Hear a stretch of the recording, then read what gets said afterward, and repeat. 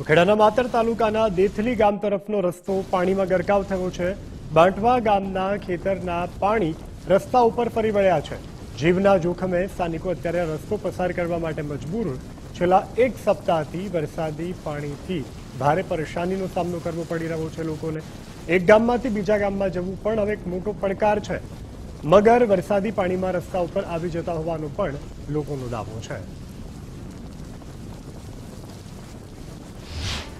ખેડા જિલ્લામાં ભારે વરસાદ વરસ્યો હતો અને એ ભારે વરસાદના કારણે માતર અને વસો તાલુકો અને આ તાલુકાના અનેક ગામડાઓમાં ગંભીર અસર પહોંચી છે। એવા કેટલાય રસ્તા છે કે જ્યાં વરસાદી પાણી ભરાઈ ગયા છે, જેને લઈને હાલ રસ્તો બંધ કરવાની ફરજ પડી છે। જો કે સ્થાનિક લોકો અહીંયા અવગત હોવાના કારણે મહા મુસીબતે આ રસ્તો ઓળંગી રહ્યા છે, રસ્તો પાર કરી રહ્યા છે। આ દેખલી તરફ જવાનો રસ્તો છે અને લગભગ 1 કિલોમીટર સુધીના રસ્તા પર પાણી ભરેલું જોવા મળી રહ્યું છે। સાથે સાથે ડાબી અને જમણી બાજુનું ખેતર છે, ઉપરાંત ડાબી બાજુ તમે જુઓ તો આ દેથલી ગામનું તળાવ છે, એ તળાવ પણ ઓવરફ્લો થઈ ગયું છે અને એ તળાવ પરનું પાણી રસ્તા પર આવી ગયું। સાથે જે ખેતરોમાં વરસાદી પાણી ભરાયા હતા એ વરસાદી પાણી પણ રસ્તા પર આવી ગયા છે, જેના કારણે સ્થાનિક લોકોએ હાલાકી એનો સામનો કરવો પડી રહ્યો છે અને રસ્તો અહીંયાથી પાર કરવો એમના માટે સૌથી મોટો પડકાર બન્યો છે। મારી સાથે સ્થાનિક છે, એમની સાથે વાત કરી। ભાઈ, તમારું નામ મને કહો, કેટલા દિવસથી આખી સિચ્યુએશન ઊભી થઈ અને આ રસ્તો પાર કરી શકાય છે કે કેમ? જે આના પહેલા જે વરસાદ પડ્યો ત્યારે પણ આ પોઝિશન થઈ ગઈ હતી અને જે પાણી આવ્યું એ સ્ટોક થઈ ગયો।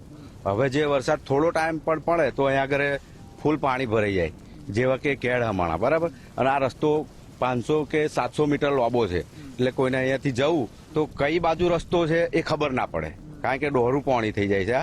એટલે કદાચ જો સાઈડમાં જતા રહે તો આ બાજુ તળાવ છે અને આ બાજુ બોટવાનું તળાવ, આ દેથલી ગામનું તળાવ છે। એટલે ગમે તારે ગમે ત્યાં જતા રહે, એટલે નાની ગાડી આવે તો ખરી, પણ એને રસ્તાનો અંદાજ જ ના રહે। પાણી વાળું છે તો લોકો અહીંના સ્થાનિક લોકો હશે એટલે એમને ખબર લીધે જાય છે, રાત્રે તો જવાય જ નહીં। અચ્છા, એમને ખબર હશે, રોજિંદો ઉપયોગ કરતા હોય એટલે એમને ખ્યાલ નવો આવે તો અહીંથી જાય, અનુભવથી અહીંથી જવાય, બાકી કોઈ નવો આવે તો એનાથી જવાય નહીં।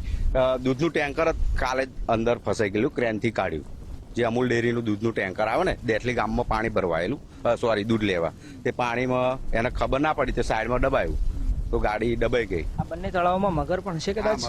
મગર ખરા ગામમાં ભરે ને મગર, રાત્રે ગાડી લઈને આવીએ ને તો રસ્તામાં હોય।